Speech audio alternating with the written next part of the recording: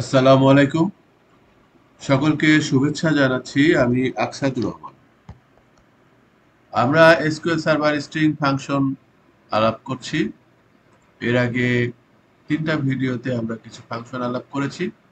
আজকেও আমরা SQL server string function নিয়ে আলাপ করব। আজকে আমরা মূলত রিপ্লেস, রেপ্লিকেট, স্পেস এবং প্যাড ইনডেক্স এই ৪টি ফাংশন নিয়ে আলাপ করব। তো শুরুতেই চলেন রিপ্লেস ফাংশনে কি কাজ হয় সেটা দেখি। রিপ্লেস ফাংশনে মূলত কোনো একটা স্ট্রিং এর ভিতরে কোনো ক্যারেক্টারকে যদি রিপ্লেস করতে হয় তাহলে এই রিপ্লেস ফাংশন ব্যবহার করা হয়। আমরা সরাসরি উদাহরণে চলে যাই, তাহলে জিনিসটা আরো ভালো বুঝতে পারবো। আমরা উদাহরণটা কপি করে আমরা এসকিউএল সার্ভারে পেস্ট করলাম, এসকিউএল কোয়েরিতে। এইখানে দেখেন আমাদের এই বাইক স্টোর ডেটাবেজের ভিতরে ফার্স্ট নেম নামে কাস্টমার নামে একটা টেবিল আছে এবং সেখানে ফার্স্ট নেম নামে একটা কলাম আছে। এই ফার্স্ট নেম কলামটিকে আমরা প্রথমে দেখি এবং ফার্স্ট নেমের ভিতরে যত এ আছে সেগুলিকে রিপ্লেস করে ড্যাশ ড্যাশ করতে চাই। আমরা শুরুতে বাইক এই কাস্টমারের শুধু ফার্স্ট নেমকে দেখি, তাহলে ভালো বুঝতে পারবো। Select first name from customers. তো চলেন এটা দেখি।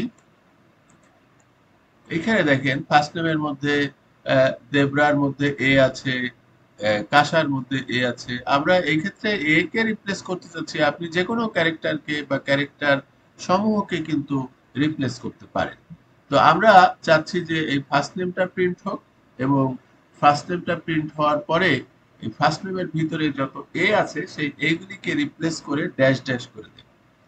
এখন এটা অবশ্য কোনো প্রয়োজন নাই, এভাবে ড্যাশ ড্যাশ করার কোনো প্রয়োজন নাই। আমরা শুধু শেখার জন্য জিনিসটা শিখছি। আমাদের যদি অন্য কোনো ক্যারেক্টার দিয়ে, ধরেন কথার কথা, কোনো কারণে সবগুলি নামের সাথে একটা এক্সট্রা ক্যারেক্টার চলে এসেছে, সেই এক্সট্রা ক্যারেক্টারটাকে আমরা বুঝতে চাচ্ছি, তখন এভাবে আমরা রিপ্লেস করতে পারি। তো চলেন এই কোডটা আমরা রান করি। তাহলে দেখেন এইখানে কাস্টমারটা ইনভ্যালিড বলছে।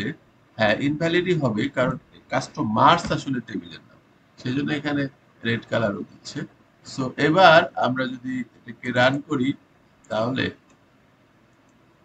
প্রথমে দেখেন ফার্স্ট নেমটা দেখাচ্ছে এবং তারপরে এ কে রিপ্লেস করে ড্যাশ ড্যাশ দিয়ে দিচ্ছে। এ কে রিপ্লেস করে আহ, যেখানে যেখানে এ পাচ্ছে সেখানে সেখানে ড্যাশ ড্যাশ দিচ্ছে। তো এর জায়গায় আমি যদি বি দিই তাহলে বি কে রিপ্লেস করবে, যদি কোথাও বি না পাই তাহলে সেখানে রিপ্লেস করবে না। তাহলে আমরা কি শিখলাম? রিপ্লেস ফাংশনের মাধ্যমে যে কোনো ক্যারেক্টারকে অন্য কোনো ক্যারেক্টার দিয়ে বা যে কোনো ক্যারেক্টার সমূহকে, ধরেন এখানে যদি ডবল এ কোথাও থাকতো তাহলে ডবল এ কে রিপ্লেস করে এই ড্যাশ ড্যাশ করতো, বা ডবল এ কে রিপ্লেস করে ধরেন ডবল এস করতো। তো এইভাবে ক্যারেক্টারকে রিপ্লেস করার জন্য আমরা রিপ্লেস ফাংশন ব্যবহার করি। এরপরে যেটা আমরা শিখবো সেটা হলো রেপ্লিকেট। রেপ্লিকেটটা হচ্ছে, চলেন আমরা উদাহরণে দেখি তাহলে বুঝতে পারবো। যে এই ফার্স্ট নেমকে আমরা ৩ বার রেপ্লিকেট করব, অর্থাৎ ফার্স্ট নেমকে আমি ৩ বার কপি করব, এরকম করে আমরা চাচ্ছি। তো সেজন্য আমরা রেপ্লিকেট লিখে ফার্স্ট নেম দিয়ে ৩ দিব। যদি ২ বার চাইতাম তাহলে ফার্স্ট নেম দিয়ে ২ দিতাম। যদি ৪ বার রেপ্লিকেট করতে চাইতাম তাহলে ফার্স্ট নেম লেখার পরে কমা দিয়ে ৪ দিতাম। তো চলেন এটা রান করে দেখি। দেখেন প্রথমে ফার্স্ট নেম দেখেছি, ফার্স্ট নেম কিন্তু দেবরা একবারই আমাকে দেখাচ্ছে। আর রেপ্লিকেট যেহেতু ৩ বার করেছি তাই দেখেন দেবরা দেবরা দেবরা, কাসা কাসা কাসা, ৩ বার করে রেপ্লিকেট হচ্ছে। রেপ্লিকেট যদি আমি ৪ বার করতাম তাহলে এখানে ৪ বার করে রেপ্লিকেট হচ্ছে। তারা রেপ্লিকেট করার অর্থ হচ্ছে একই জিনিসকে কয়েকবার কপি করা। আমরা রেপ্লিকেট ফাংশনের কাজও বুঝে গেলাম। এরপরে হচ্ছে যে স্পেস, স্পেস দিয়ে কোনো স্পেস জেনারেট করা। যেমন ধরেন আমরা এই কোডটাকে এখন রান করি। এখানে মূলত আমরা যদি শুধু ফার্স্ট নেমকে দেখি, স্পেস টেন না দেখি, তাহলে দেখেন এই দেবরা, কাসা, তামিকা, দারিল, এইভাবে কিন্তু ফার্স্ট নেম গুলি দেখাচ্ছে। এখন আমরা চাচ্ছি কোনো কারণে বাম পাশে 10টা করে স্পেস আমি চাচ্ছি সবার জন্য। তো স্পেস আমরা কি করে ইনসার্ট করতে পারি, এই দেবরার সাথে কি করে বাম পাশে স্পেস দিতে পারি? তো সেটার জন্য আমরা এই স্পেস 10, 10টা দিলে 10টা, 5টা দিলে 5টা, একটা দিলে একটা, সেই স্পেস কিন্তু জেনারেট করবে। তো দেখেন এখানে স্পেসটা জেনারেট হচ্ছে। এখন প্রথমে স্পেস সাধারণত জেনারেট করার প্রয়োজন হয় না। ধরেন কথার কথা আমরা ফার্স্ট নেম লিখলাম এবং তারপরেই আমরা কমা দিয়ে আমরা লাস্ট নেম দেখতে চাচ্ছি, লাস্ট নেম। তো এমত অবস্থায় যদি আমরা এটাকে দেখি তাহলে ফার্স্ট নেম আর লাস্ট নেম একসাথে মনে করে আলাদা আলাদা কলামে দেখাচ্ছে, কিন্তু আমরা যদি এটাকে প্লাস করে দিই, যে এরকম প্লাস চিহ্ন দিয়ে দিই, তাহলে কিন্তু আর আলাদা কলামে দেখাবে না, একসাথে দেখাচ্ছে। কিন্তু মানে লেগে যাচ্ছে, এই দেবরার সাথে লাস্ট নেম বার্ডস লেগে যাচ্ছে। এখন মাঝখানে আমি চাচ্ছি যে দুইটা স্পেস আমি মাঝখানে দিতে চাচ্ছি। এই সমস্ত জায়গায় আমরা যদি স্পেস ফাংশনটা ব্যবহার করি 2 এবং তারপরে আবার প্লাস দিই, তাহলে এখানে কি হচ্ছে, ফার্স্ট নেম লেখার পরে দুইটা স্পেস প্লাস হচ্ছে, তারপরে লাস্ট নেম হচ্ছে। তাহলে দেখেন এখন কিন্তু মাঝখানে স্পেসটা আমরা পাচ্ছি। তো এইভাবে আমরা স্পেস ফাংশনকে কাজে লাগাতে পারি। সর্বশেষ আজকে হলো প্যাট ইন্ডেক্স। প্যাট ইন্ডেক্স হলো একটা প্যাটার্নের ইন্ডেক্স খুঁজে বের করে।